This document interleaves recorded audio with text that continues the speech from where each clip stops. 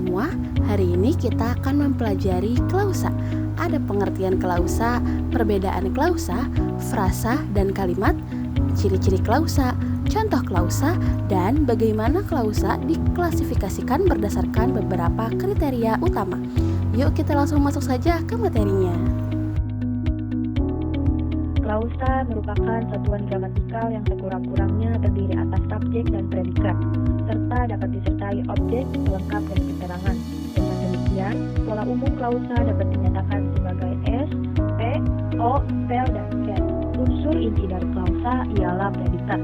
Karena tanpa predikat, suatu satuan tidak dapat disebut klausa. Unsur subjek dapat dihilangkan dalam konteks tertentu, misalnya dalam kalimat majemuk, hasil penggabungan beberapa klausa, atau dalam kalimat jawaban yang konteks subjeknya sudah jelas. Selanjutnya, mari kita bahas perbedaan klausa dengan frasa dan kalimat. Pertama, klausa dan frasa. Klausa bersifat predikatif, yaitu memiliki subjek dan predikat.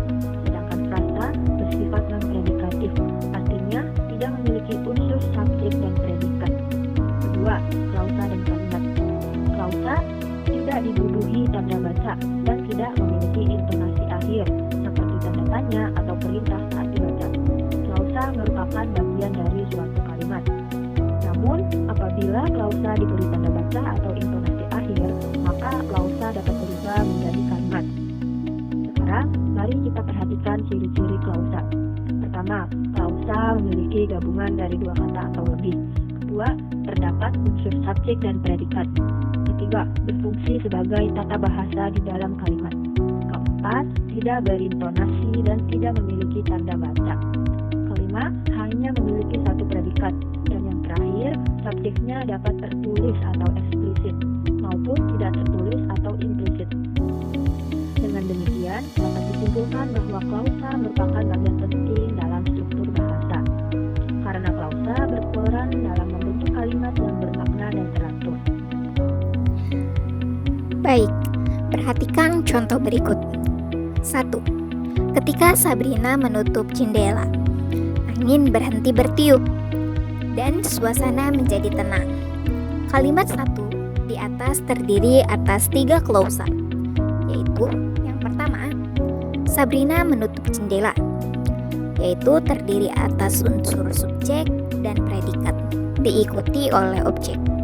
Yang kedua, angin berhenti bertiup, terdiri atas subjek dan predikat ganda, berhenti dan bertiup, yang membentuk predikat majemuk. Yang ketiga, suasana menjadi tenang, terdiri atas subjek, predikat, dan keterangan. Ketika klausa tersebut digabung menggunakan konjungsi ketika dan membentuk satu kalimat majemuk. Subjek dapat pula dihilangkan apabila telah disebutkan sebelumnya atau sudah diketahui oleh konteks. Misalnya, yang kedua ini sedang belajar di kamar. Klausa 2 hanya terdiri atas predikat, yaitu sedang belajar di kamar. Unsur subjek tidak dinyatakan secara eksplisit karena sudah diketahui oleh konteks. Misalnya, sebagai jawaban dari pertanyaan, Zafia sedang di mana? Kalimat lengkapnya ialah Rina sedang belajar di kamar. Klausa diklasifikasikan berdasarkan beberapa kriteria utama. Yang pertama, berdasarkan kelengkapan unsur. Di antaranya yang pertama, klausa lengkap. Klausa yang memiliki subjek dan predikat secara eksplisit. Contoh, anak itu belajar keras. Yang kedua, klausa tak lengkap. Klausa yang hanya memiliki predikat karena subjeknya dilesapkan atau dianggap tersirat, atau sering terjadi pada kalimat perintah atau jawaban. Contoh, datang sekarang juga. Subjek kamu itu tersirat. Kemudian yang kedua, berdasarkan hubungan antar klausa. berfungsi dalam kalimat. Di antaranya yang pertama, klausa bebas. Klausa yang unsurnya lengkap dan dapat berdiri sendiri sebagai kalimat tunggal. Dalam kalimat majmuk, klausa ini berfungsi sebagai induk kalimat. Contoh, para petani sedang menanam padi. Kedua, klausa terikat.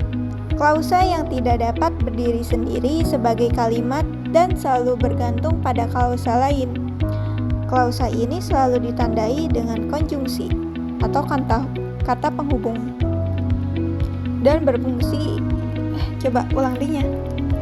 Yang kedua, klausa terikat. Klausa yang tidak dapat berdiri sendiri sebagai kalimat dan selalu bergantung pada klausa lain.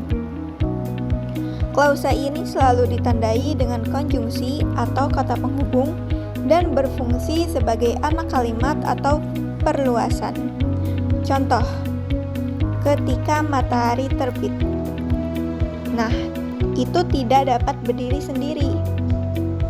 Kemudian yang ketiga, berdasarkan kategori kata predikatnya atau kelas kata.